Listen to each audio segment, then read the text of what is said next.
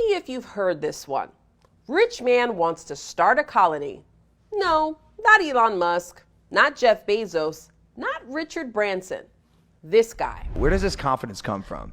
Last year, YouTube star Logan Paul announced he was leaving Los Angeles for Puerto Rico. And it's not just Paul. Puerto Rico is fast becoming a haven for the haves and the have-mores. Real estate investors, crypto traders, and influencers are flocking to the island like couples on the third month of a doomed relationship. But unlike couples, these scions aren't coming for a weekend vacation. They're moving in.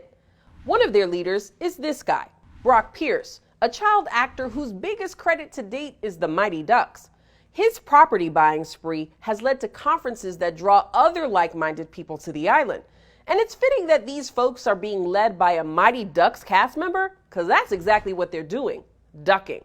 Ducking taxes, that is. The IRS delivering a report to Congress saying upwards of 4,000 U.S. residents and companies have moved to the island between 2012 and 2019, losing out on potentially hundreds of millions of dollars in tax revenue. Now, I'm a little biased, but I think the island has a lot to offer. Culture, nature, good weather, lechon. But the draw for the Pauls and Pierces of the world is tax breaks. It's called Act 60, and it's a series of tax breaks on passive income and capital gains. The move was promoted as something to incentivize investors to move into the U.S. territory in order to generate revenue and boost the economy. We're not seeing the money. The money is for the government, and the government is not investing in its people.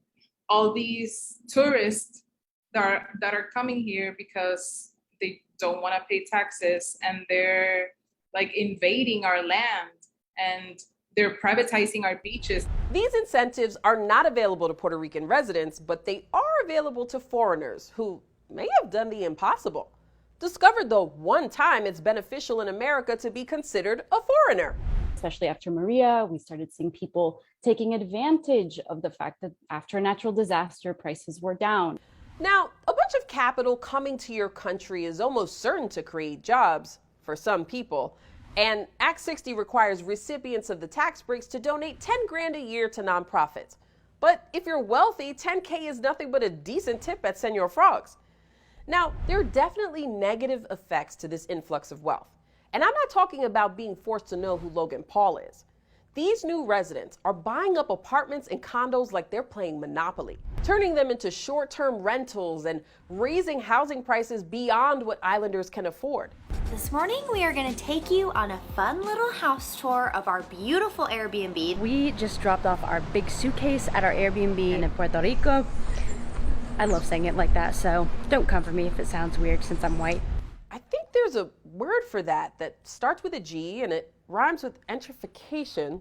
With the gentrification is the sense of losing of culture, losing of land, and Puerto Rico being a colony, a lot of people are very aware that there's a lot of exploitation that is happening. Nos piden que le hablemos en inglés, o que debemos saber en inglés, o que debemos service them, even if we're not service workers. Supporters of these tax breaks sing the chorus of job creation all day long.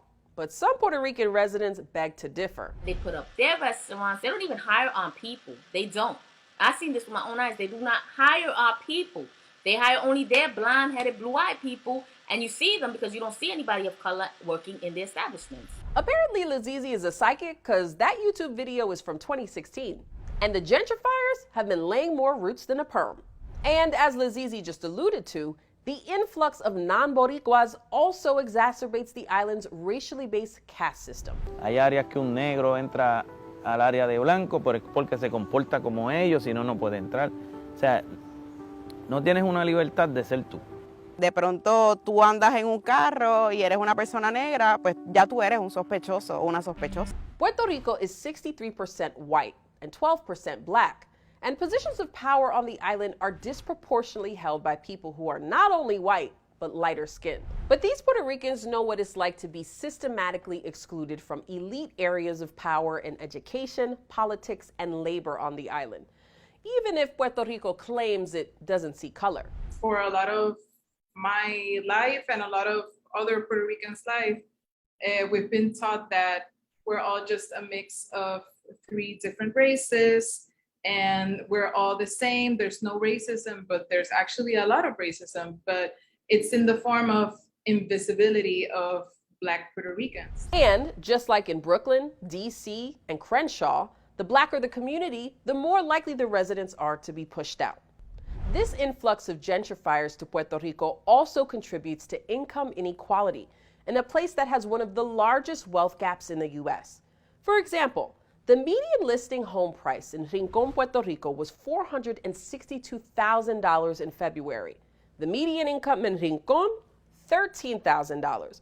It would take more than 35 years of median Rincón income to buy a median Rincón house.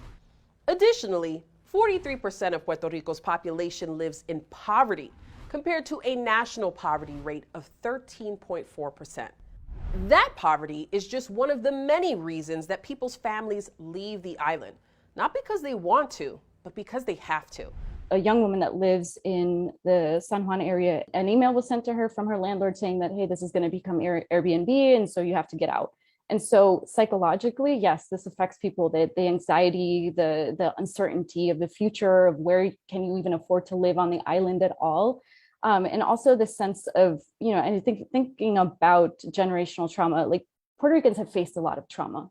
This is not just Hurricane Maria, but this is years and years and years of colonization that have affected the psyche of Puerto Ricans. A lot of people are feeling a lot of fear and anxiety and wanting to find solutions, but it's really difficult to find solutions when you're constantly trying to survive. My abuela always dreamed of returning to the island before she passed away.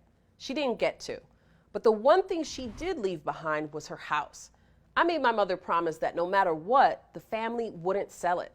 Because as we've learned right here, land ownership is powerful. So next time you book that 3-day weekend to San Juan and decide you might want to stay, cuando tú vienes al Caribe, tú estás en una posición de poder. Porque en el Caribe nosotros vivimos en un país empobrecido.